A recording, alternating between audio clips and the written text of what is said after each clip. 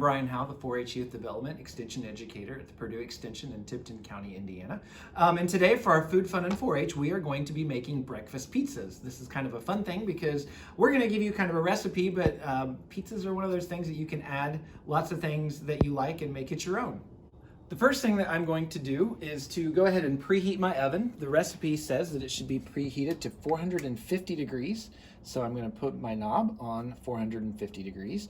The reason I'm doing that now is because we're preheating it. So we want the oven to be warm when we are ready to put our pizzas in there. And so that takes a little bit of time. So now that I've done that, I'm going to step over to the sink and I'm going to wash my hands. If you've watched some of our other videos, we've talked about how to do that properly for 20 seconds under warm water and soap.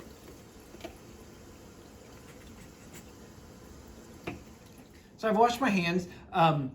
We also have made sure that all of our surfaces are clean, so our utensils are clean, my cutting board is clean, things like that. Make sure that all those things are ready for when you're ready to cook. The first step in our recipe says to get a baking sheet ready and to line it with foil. So baking sheet is here, and then I'm just going to take a piece of foil and run it across and put it on top of there. Kind of just form it to the baking sheet. The reason we're doing this, or one reason why people might do that, is because one of the things that we're using on our breakfast pizzas is cheese. And so that can make a mess if it melts over or things like that. Also, it just helps make cleanup a little bit easier. And so we'll do that. And also kind of creates a non-stick surface. So the next thing that we are to do is to rinse our peppers and our tomatoes. These are just some of the things that we're going to be putting on our breakfast pizza. We're trying to throw in as many food groups as we can when we're making our pizza. And so the recipe calls for these things. We've already rinsed these, and so they're ready to go.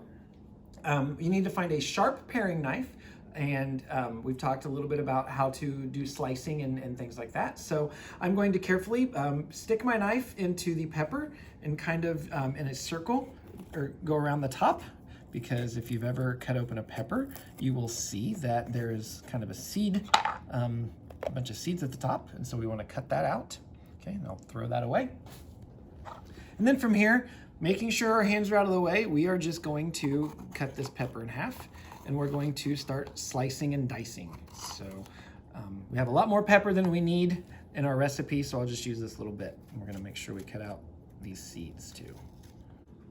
So cut it in half. I've changed my knife. We were discussing with our group, and this is a better one for when we're slicing and dicing vegetables. So I'm just gonna make some strips here, and I don't need a whole lot of this pepper, so I think this is gonna be good for now.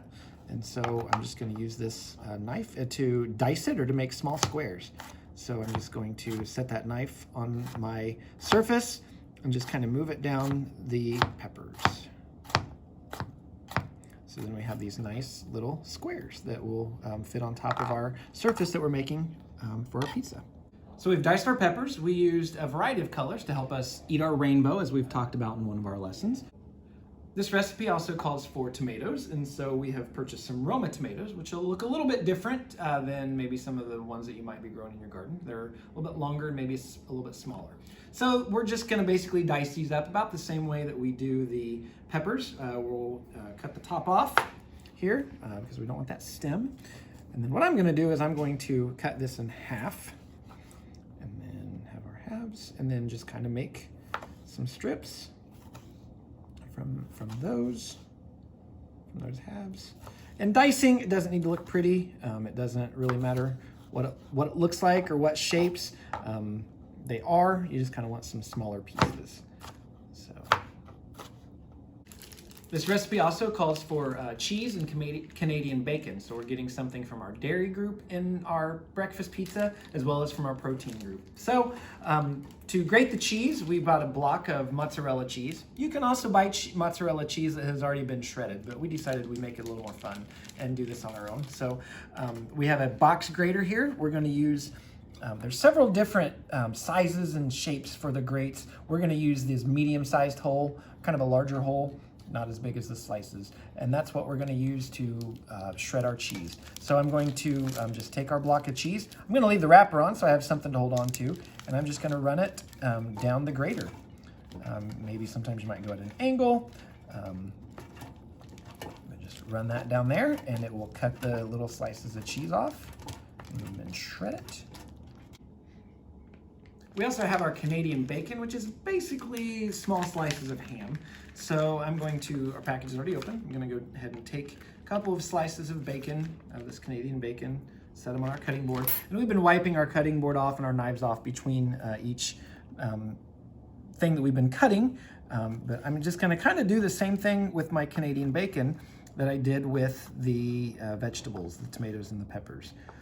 And so I just use my Rocky knife to kind of go back and forth. And then I can just kind of go back and forth this way. So the base of our breakfast pizza, we're going to be using English muffin, which is kind of a common breakfast food. We have chosen to use whole wheat English muffins. In one of our lessons, we talked about why it's important to make at least half of our grains whole, because whole wheat gives us some more vitamins and minerals than enriched bread, and also it helps make us feel fuller longer.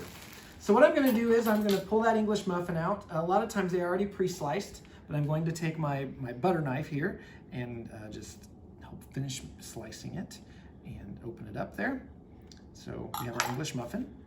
According to our recipe, the first step that it suggests that we put our tomatoes on here first. We're making pizza, so if you've ever made pizza, everything calls for a tablespoon or two of each ingredient, and basically a tablespoon on each. We can put as much or as little of each ingredient as we want to. But I'm going to go ahead and kind of follow that and just kind of get a tablespoon of tomato. That does a nice job of covering up the top of that English muffin there. So cover that up. We're not using exact measurements on this necessarily. The next thing it says is to put the cheese on, so that cheese will help bind that a little bit.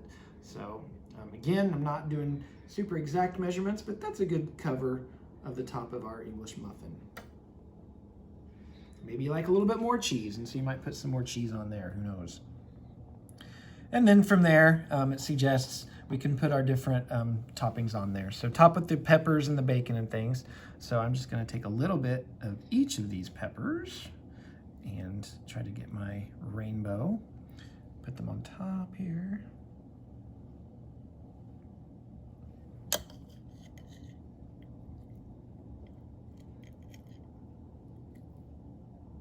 Some more red.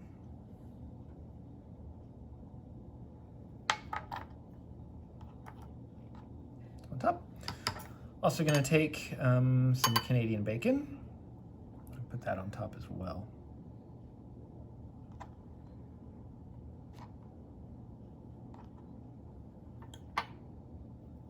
You can put as much or as little as you want. Hopefully that cheese will kind of help bind it. Stick, just like on a pizza. You know what? I'm going to sprinkle a little bit more cheese on top. So we're ready to put our English muffins on our baking sheet. And you know, honestly, we probably could have assembled our English muffins on top of our baking sheet just to reduce mess or reduce the chance of dropping it or anything like that. But no big deal. And so we're actually going to make a few more of these for some of our friends that are here in our office, and we're going to be ready to put these in the oven here in just a moment. Okay. So as you can see, we have assembled some more pizzas. We have several friends here in our office that we're gonna make a snack for. We use the ingredients that we talked about earlier with the Canadian bacon, the peppers, the tomato, the cheese. It's breakfast. There's lots of different things that you can put on there. Instead of maybe using Canadian bacon, you can use regular bacon. Canadian bacon is probably a little bit of a healthier choice because it's not as fattening. As you can see, I also have some eggs. You know, what breakfast, warm breakfast isn't complete without some eggs. So I scrambled some eggs and I have some hard-boiled eggs on there. So I'm just going to sprinkle a little bit of egg on a couple of these. A couple people in the office have suggested that they might like some egg. So I'll put that on there. Somebody prefers egg whites to scrambled eggs. So that's where the hard-boiled egg comes in a little bit. Also, you might notice this one in particular doesn't have any Canadian bacon on there. It's pizza. You can modify it and make it whatever you want. One person in the office doesn't really care for meat. So I took the Canadian bacon off of that pizza. So I'll put a few more eggs on a couple of these and then we'll be ready to put them in the oven. So we have our pizzas ready. We've put all the ingredients on there. that we want on there. Our oven was started several minutes ago, so it should be ready to go and be preheated. And so we are going to put them in the oven. I'm going to use an oven mitt on the hand that I stick into the oven just so I don't get hot or anything like that.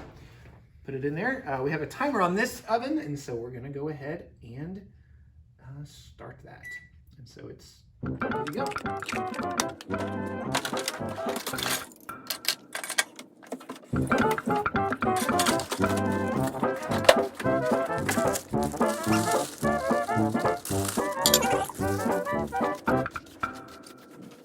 10 minutes is up, 10 to 12 minutes anyway, and so we are ready to take our breakfast pizzas out of the oven. I'm going to put them on the countertop, so I've put down a couple of pot holders because some surfaces are not ready to or not prepared to have hot pans and pots put directly on them. So I have those down. Of course, I'm using my pot holder in the hand that I'm going to grab the pan with so I don't burn myself. And I'm going to carefully take it out of the oven. Carefully set it down there.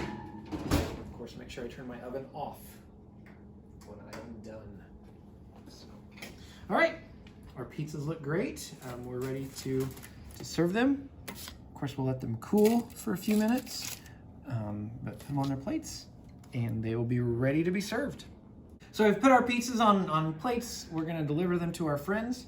At the beginning of the session, we went ahead and put a piece of foil on top of our baking sheet. And I talked about how that will help with cleanup. So you see some of the cheese and the different ingredients that got scattered on the pizzas when we assembled them on top of there. Watch this. Cleanup is done. Hopefully you enjoy this recipe for breakfast pizza. Again, you can make it your own. Put what you like on there, what take off the things that you don't like. Just be sure to try to make it a rainbow. Try to get as many different food groups in your pizza as you can. If you have any more questions about this recipe or other recipes or food preparation or anything like that, please feel free to give us a call at the Purdue Extension office in Tipton. Our number here is 765-675-1177.